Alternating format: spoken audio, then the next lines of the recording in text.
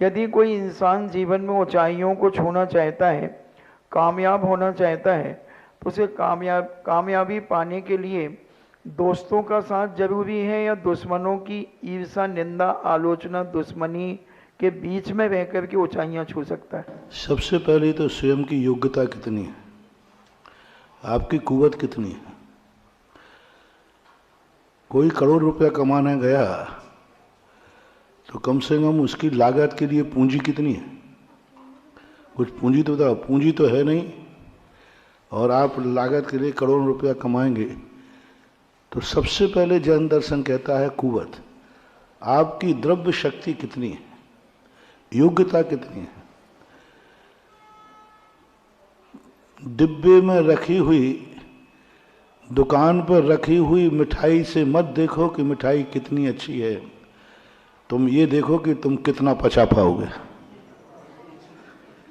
तुम्हारी जठराग्नि की हालत क्या है, वही तुम्हारे लिए आनंद है। दुकान पर रखी हुई मिठाई से कुछ नहीं होने वाला, तुम कितनी खा पाओगे ये बताओ।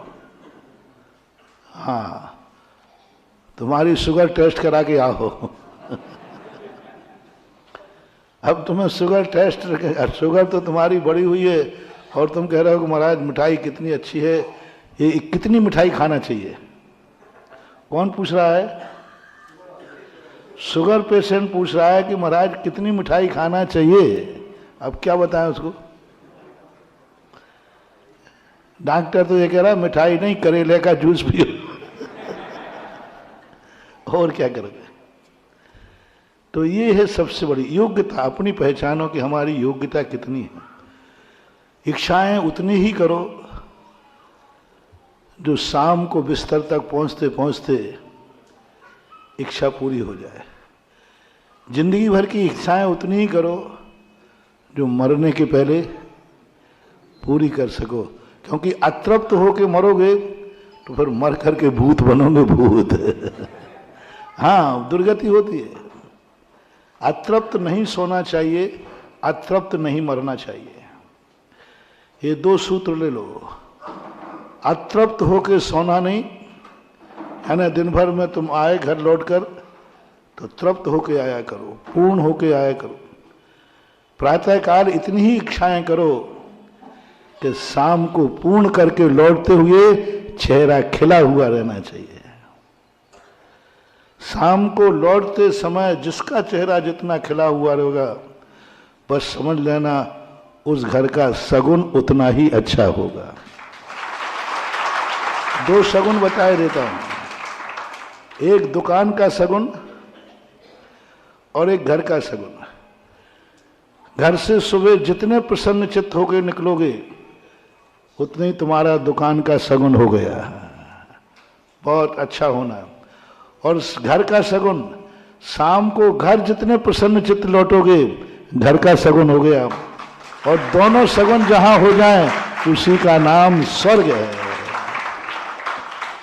सुबह जाते हो टेंशन में हैं, और शाम को आते हो अमृतांजन बाम लगाने के लिए। भारी बंदे, जिंदगी में क्या सुख पाया, क्या सुख पाओगे? सुबह और शाम जिसकी अच्छी निकलती है, first impression is last impression. प्रातःकाल प्रसन्न है तो शाम भी प्रसन्नता के साथ गुजारना चाहिए। इसका बहुत बड़ा कंसेप्ट है। एक चौघड़िया होता है ज्योतिष में, चौघड़िया निकालते 8 भाग होते हैं। पहला चौघड़िया जो होता है उस दिन अंत का चौघड़िया भी वही होता है, नियम है पूरे 8 दिन।